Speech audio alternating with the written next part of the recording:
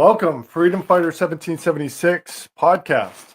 I'm your host, Mark Bashaw, and this is a podcast where we highlight those who defy tyrants and stand upon their unalienable God-given rights to secure their individual liberties.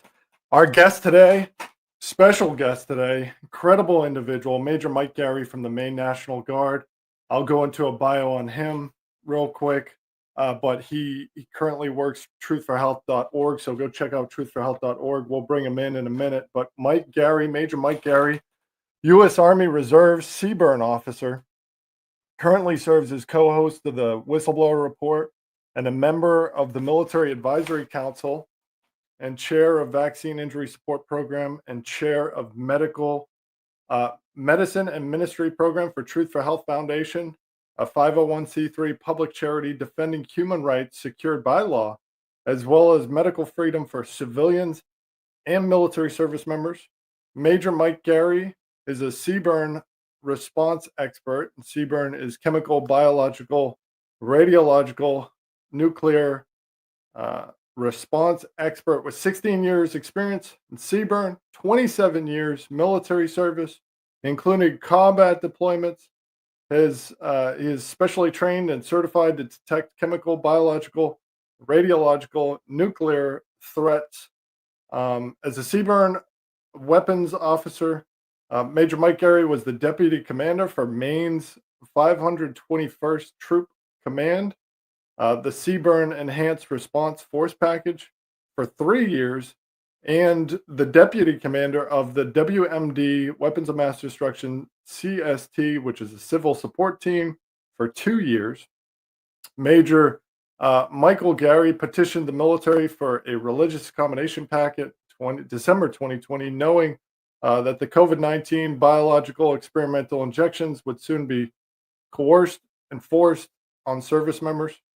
The Maine Army National Guard performed a corrupt 15-6 investigation on him after he started bringing up protected communications to his chain of command and charged him with misconduct for being a domestic extremist based upon his conservative and biblical worldview, and again for refusing the experimental injections and conducting his official duties as a chemical biological officer in the Maine National Guard.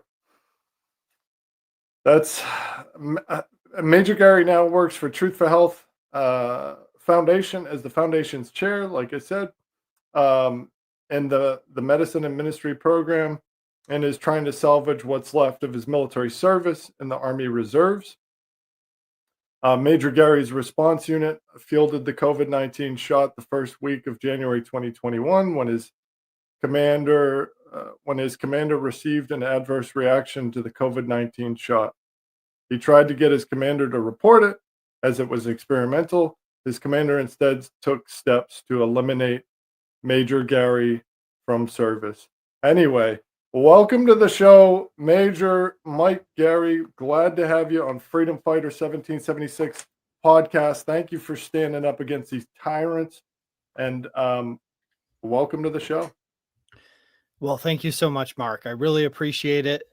If all this didn't happen the last 4 years, you and I would have never met. And that's, I guess what we're finding out now is it's all worth it. The truth is coming out. The fact that the law is going to have to be supported at some point here. They're going to have to follow the law and be held accountable. It's coming. So I would say I'm starting to see the end of this and see that it was all worth it. And again, we are very close friends now, and we would have never met unless this situation occurred. So, yeah, you're absolutely right. I was wondering where the CBRN officers were at when this whole thing went down, and then I met you, and I think it was the fall of 2022, if I'm correct. If I'm correct. You're and correct. So it was good to connect with you, share notes, and start doing proper risk communication strategies with the Military Advisory Council at truthforhealth.org, and getting the real information out so people could make informed decisions what was going on around them, because Up to that point in time, they were receiving psychological operations and continue to receive psychological operations, which we'll get into, from their mainstream media apparatus, which is just another extension of the government, from what we've recently found out with all the funds going from the government. Anyway, I do want to get your take. I've got some questions I want to ask you, but I do want to get your recent take on the Secretary of Defense memo that came out. It seemed to sneak its way out, and it found its way out last night, but apparently it was published on 7 February. So it's been out for some time, but it quietly made its way public last night. And I want to get your thoughts on that. It's recognizing the fact that these were experimental injections that were coerced and forced upon service members. So they were experiments, which we've known quite a bit all along, even though there was a bait and switch game going on, even though there was complete utter lies being spewed about the FDA approved and licensed product, which there wasn't. It was experimental. And so, but one of the concerning things I saw was how service members were unfairly treated, according to the Honorable Pete Hegseth's memo. They were unfairly treated, and that's just not. I want to get your take, but that's just not accurate. It was an unlawful order. Yeah, so I totally agree with you. It's unlawful, so it should have never been pushed down. And what you and I know, Mark, because we've lived this out, is we told our chain of commands, we sat there and tried to reason with them. I mean, I went through, I think it's like 8 months or 7 months of a fraudulent 15-6 investigation where I simply put the law, the informed consent laws. I know you did the same thing with your court-martial proceedings. I mean, it's right there. You can't really argue it. And now, on the same day as the executive order came out, so 27 January, right? The same day, the press release for the Harkins versus U.S., which is the first of the 3 class action lawsuits that we have put our names to. Mine is specifically for the reserve component, but the Harkins one is the Coast Guard. They essentially had to be broken out by pay title. They're all going to come out with the same answer, that it was an unlawful order per the informed consent laws. Also, at the same time, they broke the law when it comes to Religious Freedom Restoration Act, or the First Amendment. So there's 2 major things that happen there that have to be addressed by the chain of command. So, we got this incoming new Secretary of Defense, and what I did, looking ahead, I was waiting for that special period of time between the transition of the different administrations. At that time, I launched a bunch of FOIA requests, Freedom of Information Act requests, but I also felt convicted to write Pete Hegseth a letter. And when I found out that he was Trump's pick, I had to find out why he was Trump's pick. Okay. And that's when I bought his book, The War on Warriors, and I read it, made copious notes, and I discovered that I had a lot of things in common with this man. First of all, we're the same age. We were both majors, both labeled domestic extremists, both have sons that want to be us and join the military, and that proud history that the military has. And we were well respected by subordinates, not necessarily superiors, but subordinates. And I realized that Pete Hegseth had a special connection with the people that served directly underneath him. And that was seen as he started his hearing process, and a lot of troops showed up to support him. And that was a big deal. That just shows that he took care of people. And likewise, looking ahead at his son and future generations, he feels the same way I do, probably you do, and others do, that the military is a special thing. I don't know how many times, Mark, I've gone to the grocery store in uniform and people come up to me and shake my hand and thank me for my service. I mean, it was like people were drawn to me over the years. Not saying this didn't happen to other people, but I'm just saying it's like people went out of the way, like run across the parking lot to shake my hand because people saw our soldiers or service members as heroes these last, decade or two, or however long we've been fighting wars. And so anyway, that's what Pete Hegseth represented to me. Also, I know he's aware, we've over the 4 years, we've put together, groups to lobby and to push, to make set right what happened during the COVID era. So there's two things that happened. There was the DEI that snuck in that was meant to purge patriots out of the military. And then the mandates. And what happened, in my opinion, Mark, is as we got to that late summer or around the perceived mandate timeframe, so late summer 21 into fall of 21, the center of anger and frustration from the DI group they hired to purge patriots ended up focusing in on us, the ones that were simply showing the laws, the informed consent laws on the illegal vaccine mandate. And to be clear, Lloyd Austin actually gave a lawful order on an FDA approved product.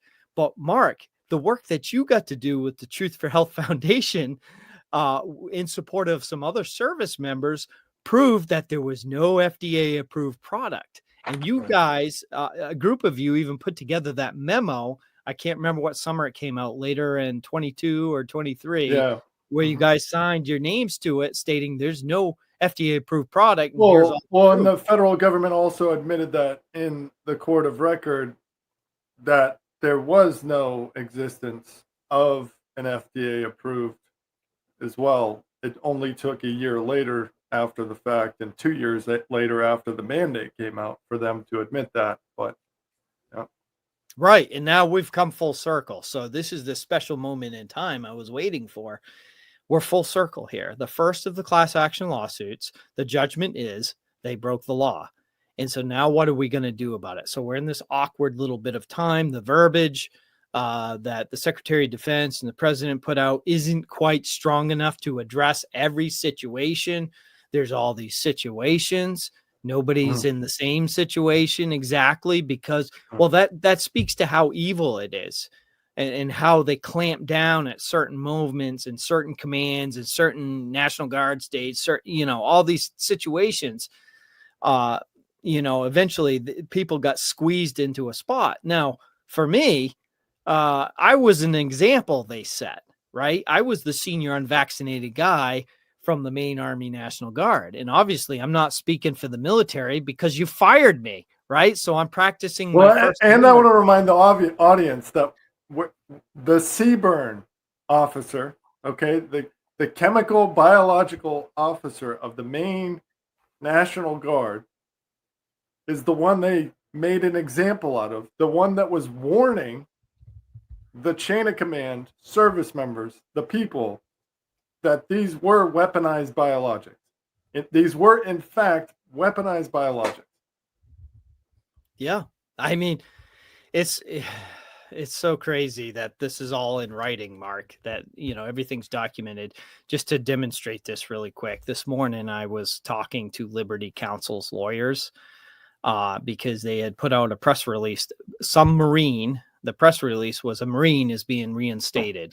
So I was reaching out to them to ask, how does this happen? How did this guy get reinstated? Because what I'm seeing in my state is a pushback. They don't want to have to actually fix the 27 soldiers that they reprimanded. And of course, there's more on probably the Air National Guard side, but the 27 that were reprimanded during that time, they're being dismissive, pushing them off and saying, well, we're waiting for guidance, which we know this is just stalling activities from them, more bureaucratic mess to wade through, But, so that's why what I did, Mark, again, is I set an example and put my reprimand out in the news, put it out in that main wire article there to show that, yep, you fired me because you called me a COVID conspiracy theorist, which guess what, Maine Army National Guard? Good job. You fired the biological weapons expert in your state. And now we all kind of know that Wuhan lab is a hub. I'm not saying it's the beginning origin, but it's at least a hub in this whole gain of function, Franken protein, Franken virus epic that we need to take care of. I feel moved that, my further purpose in the military is to help shut down gain of function, which is biological engineering of pathogens and stuff like that, right? It needs to come to an end. And a lot of medical guys, so Mark, you're a medical guy, right? We finally found each other, and we could actually agree on certain things. We saw it in the same light. We could confirm each other's analysis and all those things, right? Well, I had medical people in my state that actually agreed with me, but they didn't dare to say, do the right thing or say the right thing. So they didn't dare to actually put reports forward. And then eventually, they kind of divided themselves from me and let me stand alone, which it would have been powerful if there was a medical guy that would actually kind of confirm what I was trying to say from the biological response side of things. But they dared not to do it. They just didn't have the courage to do the right thing. And the medical command, or the med unit in Maine that, takes care of all the medical checks and issues for our service members, they knew they did not have FDA approved product. And this played out in several religious exemption packets and on negative counselings and other documents, emails and stuff like that, which I have records of these things. They knew in the medical command and the Maine Army Guard that there was no FDA approved product. Well, and that's the biggest thing, is knowingly. And if we were really serious about holding these officers accountable, it's not necessarily that you want to focus on the ones who unknowingly went along to get along kind of deal, but the ones who knowingly and belligerently attacked the service members who communicated with this with them, those are the individuals that absolutely need to be held accountable. Those are the ones who received the protected communication that gave them the evidence to do the right thing, to push it higher up the chain of command, to inform leadership that there was no FDA approved, it was experimental, it was being weaponized. We did have the medical signals in the databases, whether it was VAERS or DMED or frontline doctors or civilian doctors, whatever the case is. We had that information. They were running psychological operations with their risk communication strategies. We have that evidence as well. And now I want you to touch on this too. What are your thoughts? What are your thoughts of the latest information? And let's be honest, you and I kind of already knew this, but now it's solidified. It's a matter of complete fact. What are your thoughts on the mainstream media receiving government funds for the past so many years? What are your thoughts on that? And could you explain to the audience how that could possibly be bad during a pandemic situation? Wow, there's just so many disclosures happening now. I feel like everything's going my way.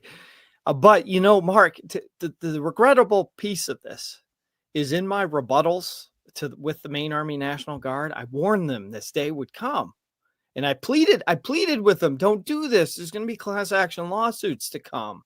It's just not going to. In my opinion, the worst thing is the court of public opinion.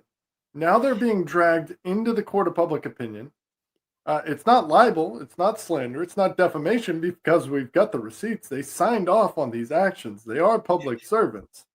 This is going to be public information. Names are going to be named. Exactly. Yeah. And that's why I put my reprimand out there with General Dean Preston's name right on it. I mean, he called me a COVID conspiracy theorist.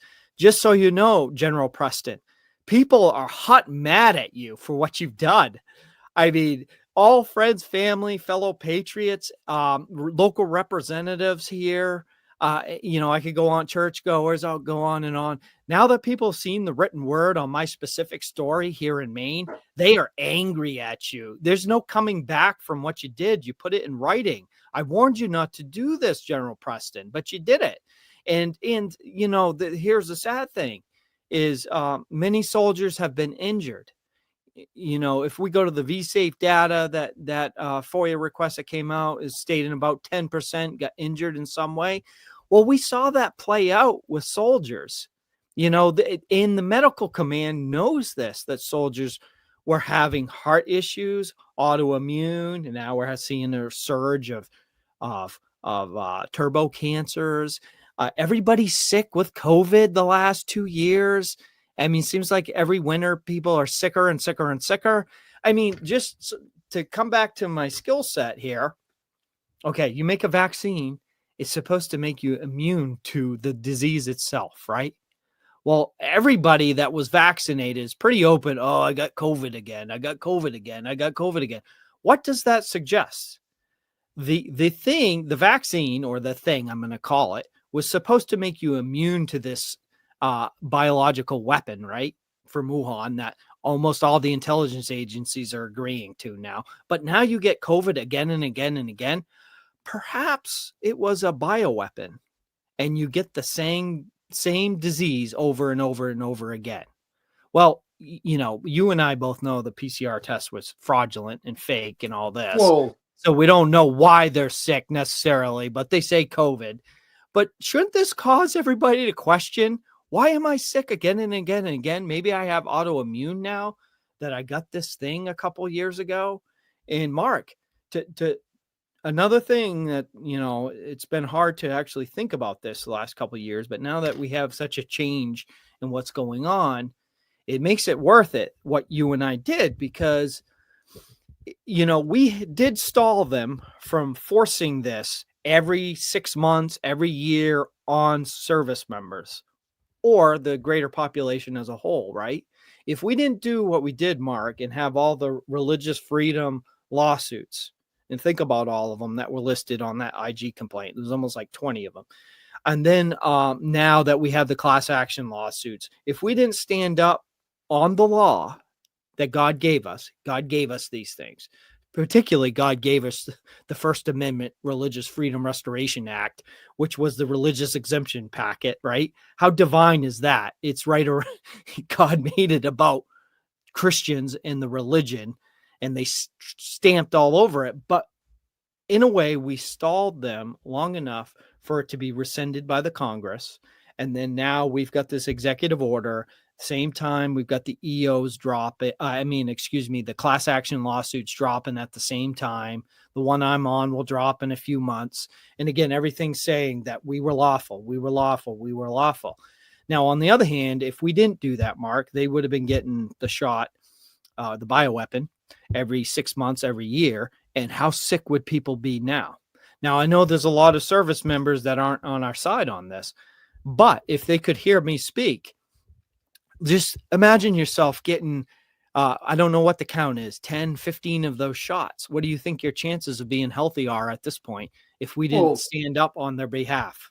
I mean, prior to COVID, take the annual flu shot, for example. Every time you got the annual flu shot, what'd you get? The flu. And they say, oh, well, we don't know. It's not an exact, sometimes we just don't get it right. And, that's why you're getting sick. No. I haven't taken the flu shot in years at this point, and guess what? I haven't got the flu. I don't get sick. I also don't participate with weaponized diagnostics, because that's the box they love to use to put people in. If they can label your body and put you in a box and isolate you, you're effectively useless. But I did want to talk about, you brought up these officers, you brought up that general. It is these officers that are getting service members killed. flat out. And I want to read one comment I just came across prior to the podcast about this one officer. He posted in response to Colonel Rob Manass about the latest SecDef memo with the back pay and the things like that. And this officer said, I don't think back pay is appropriate. Many of us stayed and accepted the jab because we wanted to serve our country. Had nothing to do with what or who we supported. Accepting these folks back is great, but with back pay is a slap in the face to those who endured. Excuse me, but this right here sums up the mindset of the officer corps, right? Weak, completely weak, cowardly, little bitches. Okay, and part of my language, but to be frank, that's exactly what they are. You know, the good officers were few and far between, but this was the majority. This has been the majority mindset. We endured. Yeah, I'm sorry, but the American people were getting railroaded, and enlisted service members were getting railroaded the last 5 years. You, as an officer, that's your job. It's to stand up. It's to not endure for your career, and your job was to stand up against tyranny. And I'm sorry if you didn't see it that way, but the writing was pretty clearly plastered on the wall that this was a complete and utter medical tyranny on a biblical scale, on a humanities scale, not just military, not just United States, but humanity being forced into and coerced into these experimental products. Yeah. So I was under 7-8 month, 15-6 investigation, which I did have a trial defense lawyer. I pitched my own IG complaint. And again, they removed my investigator, and replaced my investigator to kind of broom my IG complaint closed. But my first investigator was working on my behalf. That was 10 months or so. And then at the same time, I had to fight my own security clearance investigation that they put me under after I was labeled a domestic extremist. And that was kind of dropped, that allegation, right out of the box, because I don't have social media. And as you know, Mark, that's why I've kind of delayed on going back onto social media, because that allegation fell right off me. And then the Maine Army Guard decided to bring it back up to get my security clearance. So they essentially lied to the security clearance office. Well, I pitched that whole security clearance legal battle on my own dime, on my own time. I lost my job. So to that officer there, okay, to that guy who said that, all right, I lost my job. My wife served, my children served with me. Officer, whatever his name is, Mark. I've been away from my family a lot over the course of 27 years. My wife is in service with me. She raised my kids as a single parent while I was away to many, many, many domestic responses and massive national safety security events across the nation. And of course, combat deployments. Okay.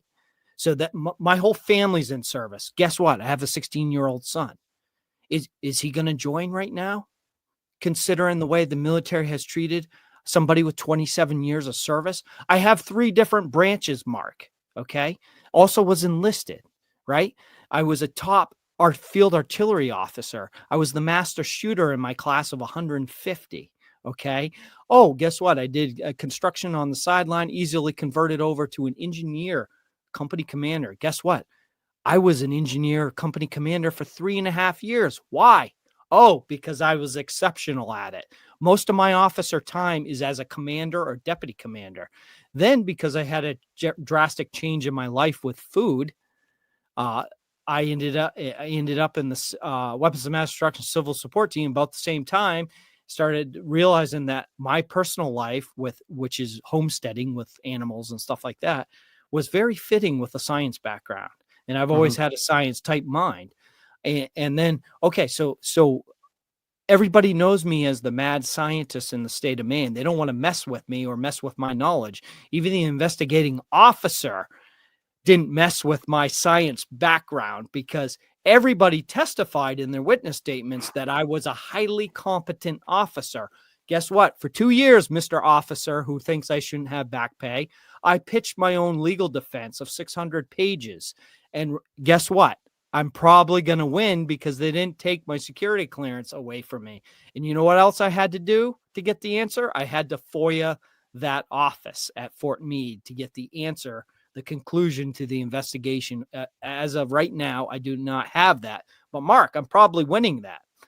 So I had to take time and money on my own to do that, while the military essentially destroyed my. While this officer endured. He endured. Yeah. Yeah. Guess what else he endured? He complied. He complied. When there was a hill to charge, you sat at the bottom of it and watched all the soldiers run up and get shot at. Yeah. And you complied. You endured. And let them get the poison shot. Now, I will agree that only certain lots are bioweapons, because we know through the lot analysis, and again, it's initial lot analysis, that some of this was probably placebo or saline or whatever. And if you're the officer that endured, maybe you got lucky and you got saline. Well, guess what? Not everybody did. And I run a vaccine injury support program with the Truth for Health Foundation. And I'm going to tell you this. The people that I've talked with, their lives are destroyed. They can no longer talk. They can no longer function. And they can no longer work.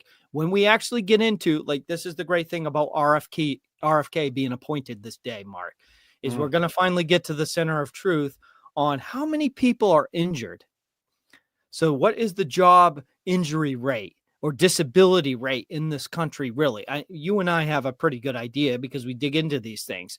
But Mr. Officer, that you endured, maybe you need to dig into how many people are hurt. Have you had these conversations with people, talked with them for hours as they're trying to communicate? A lot of them can't talk well. They're crying. Their lives are destroyed.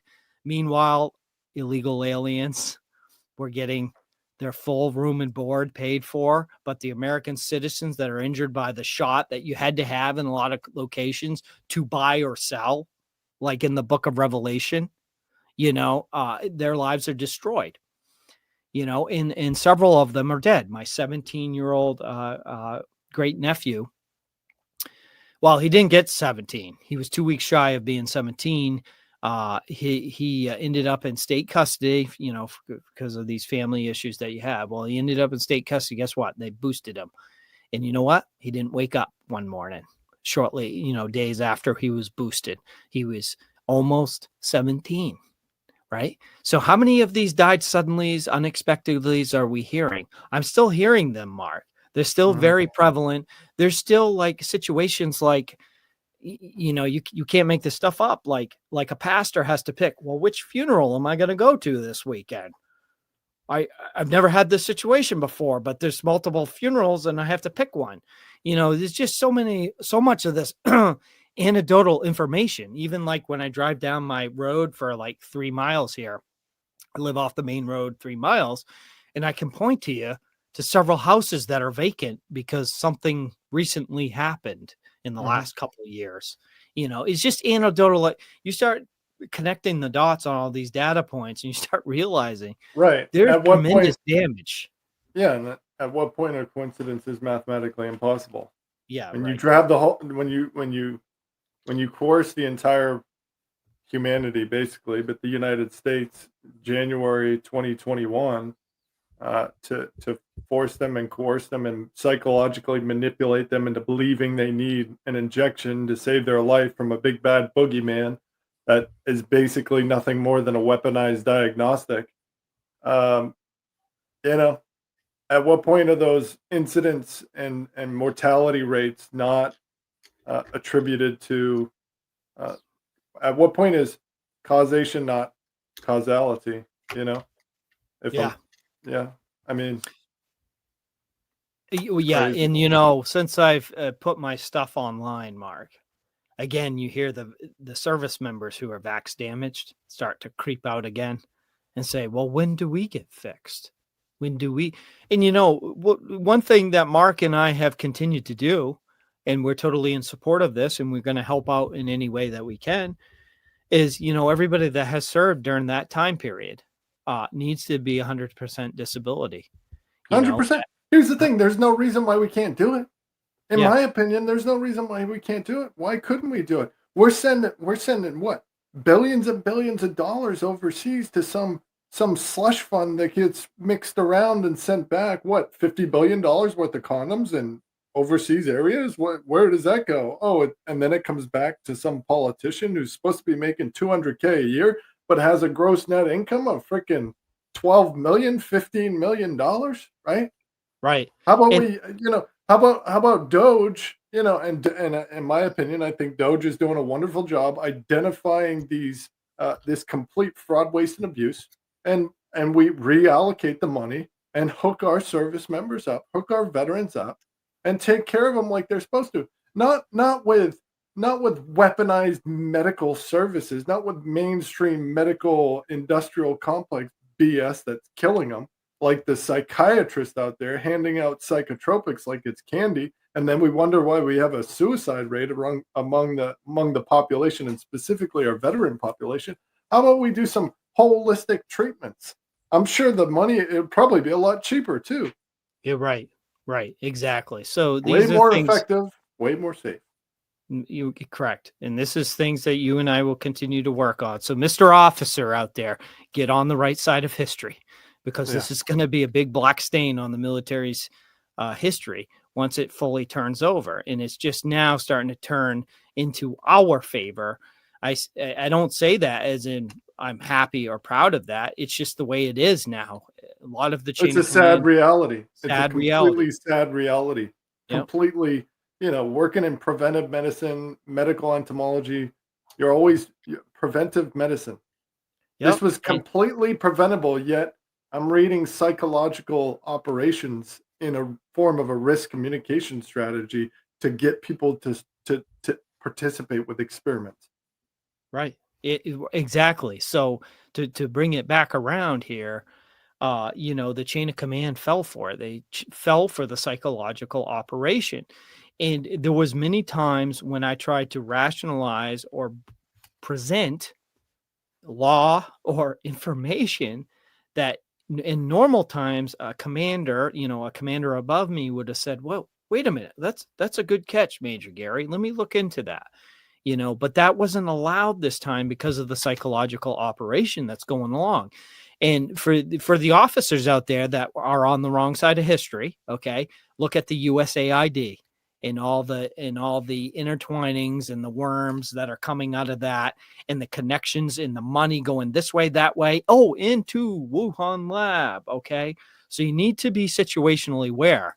And again, I'm not Let me trying ask you this. What you told me something before we got on here about DARPA, and could you share that with the audience? Yeah. The Gateway Pundit right now is running a story that there's actually a contract that DARPA did with Reuters, and it actually has listed in the purchase request or the purchase order as social engineering, social deception, labeled inside what they were paying for. That's on the purchase order. It's crazy.